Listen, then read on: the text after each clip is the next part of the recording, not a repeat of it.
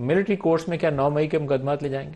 میرا خیال ہے ملٹری کورٹ میں وہ شخص کہ جو فوج کی تنصیبات پہ حملہ کرے، جو فوج کے اداروں پہ حملہ کرے، اس کے لیے آلریڈی ملٹری ایکٹ یہ کہتا ہے کہ ان کے خلاف فوج کے قانون کے تحت کارروائی ہو سکتی ہے، اس میں تو کوئی شبہ نہیں۔ لیکن ملٹری کورٹس میں کوئی سول جو جرم ہے یا سیاسی جرم ہے جو آؤٹ سائڈ جورسڈکشن آف کنٹونمنٹس ہے، وہ تو لے جانے کا سوال ہی نہیں پیدا ہوتا۔ لیکن آپ نے جو اس کی آرٹیکل 8 کے اندر امینڈمنٹ ڈالی ہوئی ہے وہ بڑی براڈ بیسڈ ہے۔ آپ اس کے اندر ملٹری پرسنل کے اوپر بھی کوئی ایشو آئے تو اس کو بھی مقدمہ اس میں ڈالتے ہیں، ان کے جو پریمیسز ان کے کنٹرول میں وداؤٹ آئیڈینٹیفائنگ کہ وہ کنٹونمنٹ کے اندر ہے یا باہر ہے، پریمیسز انڈر دیئر کنٹرول، آپ اس کو بھی اندر ڈالتے ہیں، اس میں گھر بھی ہو سکتا ہے ان کا۔ نہیں دیکھیے، فوج کے تنصیبات فوجی تنصیبات پر حملہ ایک چیز ہے، کسی کے گھر کے باہر کوئی انسیڈنٹ ہو جاتا ہے۔ اگر فوج کی تنصیبات جو فوج کے دفتر ہیں یا ان کے افسروں کی رہائش گاہیں ہیں ان پہ حملہ، تو آپ یہی کنسٹرو کریں گے نا کہ فوج کے ادارے پہ حملہ، مثال کے طور پہ۔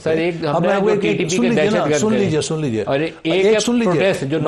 لیجئے، سپریم کورٹ یا ہائی کورٹ کے دفتر پہ حملہ کرنا یا سپریم کورٹ یا ہائی کورٹ کے جج کی رہائش گاہ پہ حملہ کرنا، دونوں ایک ہی زمرے میں آئیں گے نا، اس میں کوئی فرق تو نہیں ہوگا۔ اتنا ہی بڑا جرم ہے جتنا جناح ہاؤس لاہور کے اوپر حملہ کرنا جرم ہے، سپریم کورٹ کے اوپر حملہ کرنا دونوں کا جرم کا اپنی اسی طرح کی نوعیت ہے کہ نہیں ہونا چاہیے۔ آپ کی پارٹی ریسپانسبل تھی سپریم کورٹ سٹارمنگ، اس وقت جو سٹارمنگ ہوئی سپریم کورٹ نے خود اس کا جائزہ لیا، فیصلہ کیا، لوگوں کو نااہل کیا، لوگوں کے خلاف کارروائی ہوئی۔ وہ تو آئی واش تھا، نہیں آئی واش۔ ابھی جو آپ کے پرائم منسٹر ہیں پرائمریلی پوری دنیا جانتی ہے پنجاب ہاؤس سے کیسے بندے آئے تھے۔ نہیں دیکھیے، اس وقت سپریم کورٹ نے از خود نوٹس لیا اس واقعے کا، اور آپ کو پتا ہے کہ وہ supreme court was not in very friendly court میں کون جائے گا؟ لہذا اگر سپریم کورٹ پہ حملہ ہوا، سپریم کورٹ نے نوٹس لیا، اس کے خلاف سزائیں دی گئیں۔ آپ مجھے بتائیے کہ فوج کے اوپر، کور کمانڈر ہاؤس کے اوپر، چھاؤنیوں کے اوپر، جی ایچ کے اوپر حملہ ہو، اور اگر آپ کا موجودہ قانون اس پہ برطانیہ میں بازاروں اور دکانوں کو جلایا جائے 24 گھنٹے میں سزا ہو جاتی ہے، یہاں پہ ہر بندہ ضمانت لے کے باہر ہو جاتا ہے۔ آپ مجھے بتائیے نا کہ اگر ہمارا قانون دہشت گردی کے سزائیں دے وقت کے اوپر اس کو ایک سٹیٹ کی پرائرٹی سمجھے، تو شاید آپ کو ایکسٹریم میجرز کی ضرورت نہ پڑے۔ آپ کے پاس اینٹی ٹیررزم ایکٹ ہے، اینٹی ٹیررزم ایکٹ کے نیچے آپ نے عدالتیں بنائی ہوئی ہیں، آپ اس نظام کو مضبوط کر سکتے ہیں۔ سویلین نظام کے نیچے آپ اس کی مضبوطی کو کر رہے، آپ اپنی ذمہ داری کسی اور کے، وہ ہمارے کنٹرول میں نہیں ہے نا، وہ سویلین نظام جو عدالت کا ہمارے کنٹرول میں تو نہیں ہے۔ دیکھیے اس وقت صورتحال کیا ہے، آپ کے کنٹرول میں ہونا بھی نہیں، ندیم ملک نظام کو جی مضبوط کرنا دیکھیے ندیم ملک صاحب، میں آپ سے عرض کروں نا، ہمیں اس وقت جس صورتحال کا سامنا ہے کہ عدالت کے 2 ترازو ہیں۔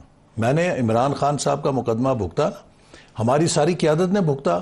آپ یقین کیجئے کہ ہماری ایک پیشی جو ہے مہینے سے لے کے 2 مہینے سے لے کے 3 مہینے تک تاریخیں پڑتی تھیں، ٹھیک ہے؟ غلط کام ہو رہا ہے۔ نہیں سن لیجئے نا، اب سن لیجئے ٹھیک ہے نا۔ ہمارے عمران خان صاحب نے 7 مہینے سپریم کورٹ کا بلدیاتی اداروں کی بحالی کا فیصلہ جوتیوں کے نیچے یوں رگڑا اور سپریم کورٹ کے منہ پہ مارا۔ سپریم کورٹ میں اتنی جرت نہیں تھی کہ عمران خان صاحب یا عثمان بزدار صاحب سے پوچھتی کہ آپ ہمارے فیصلے پہ عمل کیوں نہیں کرے۔ وہ بیچارے چیئرمین سپریم کورٹ آئے، کنٹیمپٹ کا پروسیڈنگ لے کے اس کو داخل دفتر کر دیا۔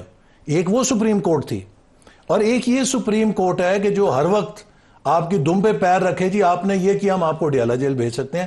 سوال یہ ہے کہ آج عمران خان صاحب کو اگر ضمانت ملتی ہے، جو مقدمے ہیں ان میں بھی، اور جو ہوں گے ایمان بالغیب، جو ضمانت بالغیب ان میں بھی، اگر یہ انصاف کا پیمانہ ٹھیک ہے تو جو ہمارے ساتھ ہوا تھا وہ کیا تھا، اور اگر جو کچھ ہمارے ساتھ ہوا تھا وہ ٹھیک تھا عدالت کی طرف سے، تو آج عمران خان صاحب کے ساتھ امتیازی سلوک کیوں ہو رہا ہے؟ دیکھیے یہ دو پیمانے نہیں چل سکتے۔ افتخار چودھری کی جو سپریم کورٹ تھی، جو عمران خان اور پی ٹی آئی کو انصاف مل رہا ہے، یہ انصاف ہے، تو عدلیہ کا فرض ہے کہ ہم سے معافی مانگے کہ ہم سے کیوں زیادتی کی۔ افتخار چودھری کی جو سپریم کورٹ تھی، جو کچھ بھگت رہے تھے وہ ٹھیک تھا، تو پھر آج یہ امتیازی سلوک کس بنیاد پہ ہو رہا ہے؟